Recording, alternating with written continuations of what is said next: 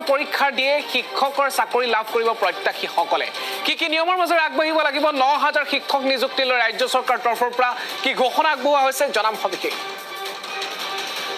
শিক্ষক নিযুক্তি লৈ ৰাজ্য চৰকাৰে বৃহৎ ঘোষণা আগবঢ়াইছে ৯,০০০ শিক্ষক নিযুক্তি দিয়া হ'ব নতুন বছৰত ৯,০০০ শিক্ষক নিযুক্তি দিব ৰাজ্য চৰকাৰে ৰাজ্য চৰকাৰ তৰফৰ পৰা এই মুহূৰ্তত বৃহৎ ঘোষণা এটা মাত্ৰ পৰীক্ষা দিয়ে লাভ কৰিব শিক্ষকৰ চাকৰি পৃথকে পৰীক্ষা দিয়াৰ দৰকাৰ নাই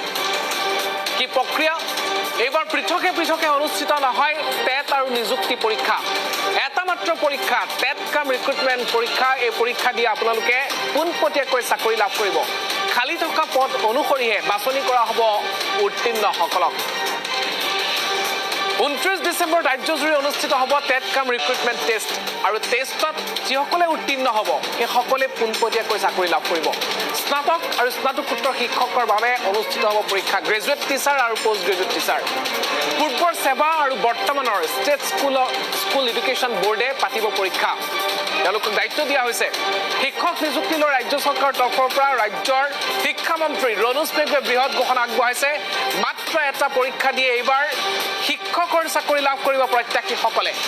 ৯,০০০ শিক্ষক নতুন বছৰত নিযুক্তি দিব ৰাজ্য চৰকাৰে টেট কাম ৰিক্ৰুটমেণ্ট এক্সামিনেশ্যন পতা হ'ব টেট কাম ৰিক্ৰুটমেণ্ট এক্সামিনেশ্যন যাৰ জৰিয়তে যিমানটা পদ খালী আছে সিমান সংখ্যক লোককহে এইবাৰ বাছনি কৰা হ'ব ৰাজ্য চৰকাৰৰ তৰফৰ পৰা কোৱা হৈছে যে পূৰ্বৰ সময়ত টেট পৰীক্ষা যিসকলে দিয়ে সেইসকলে বহুতেই চাকৰি নাপায় পুনৰ এটা পৰীক্ষা দিব লাগে সেই পৰীক্ষা দিহে তেওঁলোকে চাকৰি লাভ কৰে যদি টেট পাছ কৰিছিল 1500 চাকৰি পায় 500 কিন্তু বৰ্তমান অৱস্থাত ৰাজ্য চৰকাৰৰ তৰফৰ পৰা ঘোষণা কৰা হৈছে যে এটা মাত্ৰ পৰীক্ষা দিয়ে তেওঁলোকে পোনপটীয়াকৈ চাকৰি লাভ কৰিব উত্তীৰ্ণসকলক চাকৰি প্ৰদান কৰা হ'ব